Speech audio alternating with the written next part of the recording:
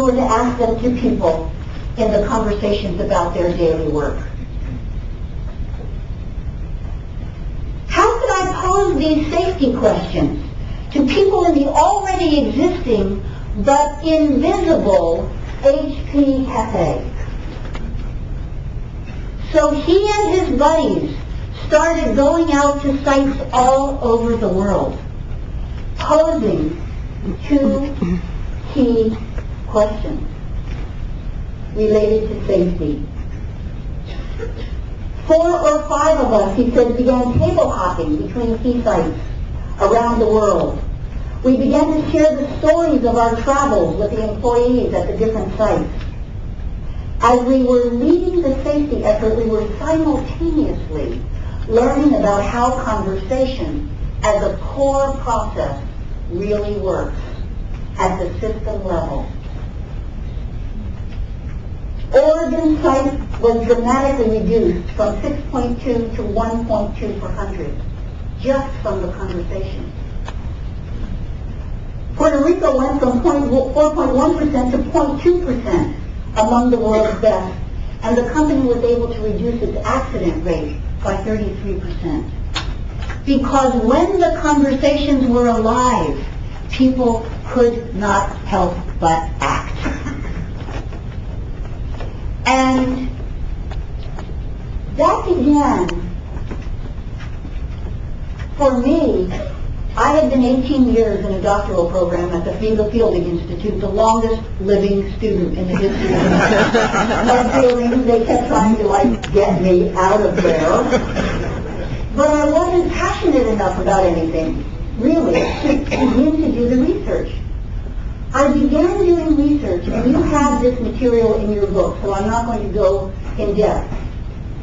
In all these different fields, whether it was organizational learning, politics, strategy.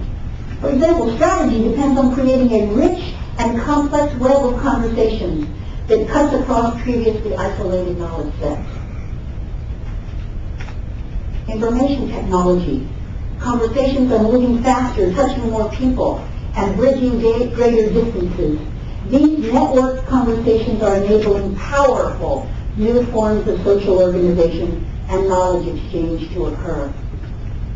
Well, suddenly I began to see also that what was for all of these people in different fields kind of like a throwaway line, when you began to put these pieces together, and we literally created a map, we began to see that actually in all these different fields, people were saying the same thing. That then began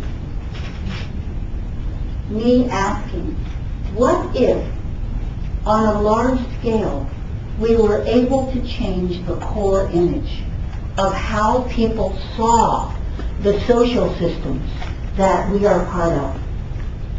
A professor, a good friend of ours, Noel Tishy from Columbia University, said, what we view determines what we do.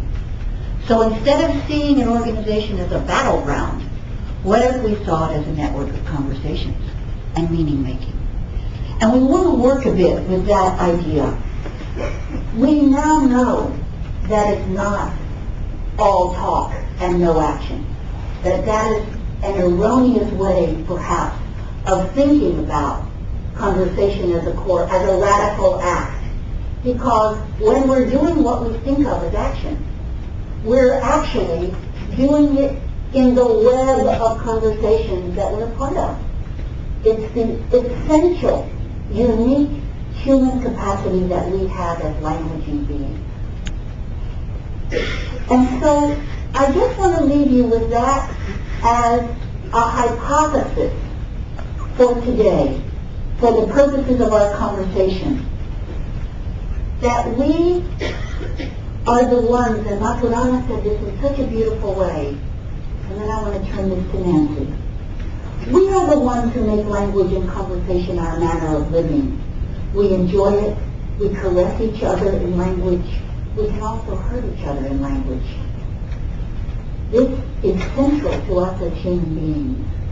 And we shape our own path in our system, as do all living systems. So, I'd like to invite you just to accept, for the purposes of the next half hour, 45 minutes. Actually, it's the next hour. For the next hour. To actually embrace that hypothesis that we could think of our organizations, our communities, our societies, and the planet as webs of co-evolving conversations and meaning-making and manifesting the physical results based on those by which we shape our futures together. Are you open to just playing with that as a hypothesis? And just imagining what it might mean?